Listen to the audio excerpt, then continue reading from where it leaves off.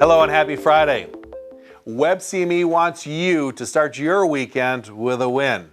The Clinical Connection Friday feature is Case of the Week, presented by Dr. John Cooper. Dehydrated human amnion chorion allografts have been used successfully for decades in a variety of clinical applications, including surgical reconstruction. More recently, the properties of tissue regeneration have proven successful in the management of chronic wounds. Today, we are privileged to have Dr. John Cooper, a recognized wound care expert from the Deborah Heart and Lung in Browns Mill, New Jersey, join the WIN faculty. And he will be sharing a fascinating case that illustrates the effectiveness of Epifix in healing a challenging scalp wound. Hello, Dr. Cooper, and thanks for joining us on Clinical Connection. Thank you, Dr. Niskoda, for the introduction. This is Dr. John Cooper. I am going to present a quick case on a patient with a scalp ulcer. The patient is a 94-year-old male who presented to the wound care center with a scalp ulcer.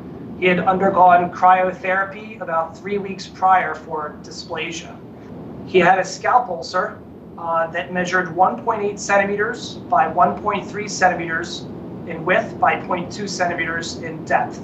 This first slide shows the patient with the scalp ulcer. You can see it's a large central necrotic ulcer.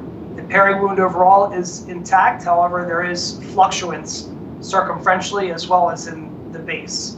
The area was tender with a slight malodor. At this time, we had performed an excisional debridement of the ulcer, which included all layers of the scalp down to the bone. He had some undermining circumferentially, at least a centimeter around the entire wound base. Cultures were taken. The second slide shows post-debridement. As you can see, most of the necrotic tissue was removed. There were some areas of thrombus that still remained at the bottom, as well as some necrotic tissue which was hard to excise completely. We ended up packing the ulcer and the perimeter of the ulcer with iodoform packing. He had completed a total of 8 days of the Duracef.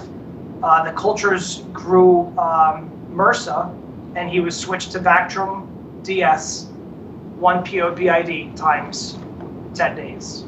The first week when he returned, the scalp ulcer looked a lot cleaner.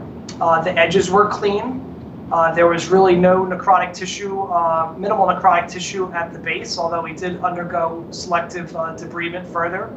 Again, this picture clearly shows the bone or the skull at the base of the ulcer. The next slide shows week 2 when he followed up after 1 week using the Epifix. At this point, the skull was no longer visible at the lower surface of the ulcer. There was about a 2 millimeter thickness of tissue at the base that now covered the skull. Week 3, pre-debridement, shows that most of the ulcer is filled in. There is a grayish slough that is covering the ulcer bed. The peri-wound was intact at this time. There was no more fluctuance, malodor, no real signs of infection. He underwent selective debridement, where we removed some of the loose tissue, which revealed a very healthy wound bed with, again, no skull exposed. The ulcer here, as you can see, started to retract laterally and grow in circumferentially towards the center. At this point, with the thickness of at least 5 millimeters covering the skull, we decided not to apply any further Epifix, and instead we applied a collagen dressing, Puricol, directly over the wound bed, followed by a dry sterile dressing. Week 4, on follow-up, more of the ulcer has contracted. There is a very thin eschar covering the base. The patient had no temperatures at this time, no tenderness. There was no drainage or fluctuance. At this point, we decided to keep the ulcer dry, clean, and just applied a sterile dressing over top of the ulcer.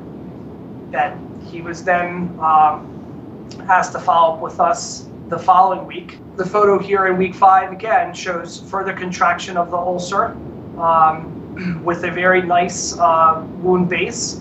Again, you can see a very thin eschar that is covering the ulcer bed, but it appeared intact.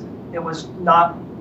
There was no mobility to the eschar, and there was again no surrounding erythema, fluctuant signs of infection.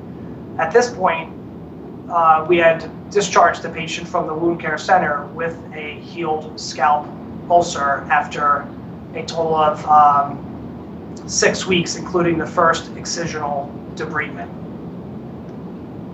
So I think that this definitely shows a nice result for this patient who is 94 years old that had bone exposed at the base of a 1.8 centimeter ulcer.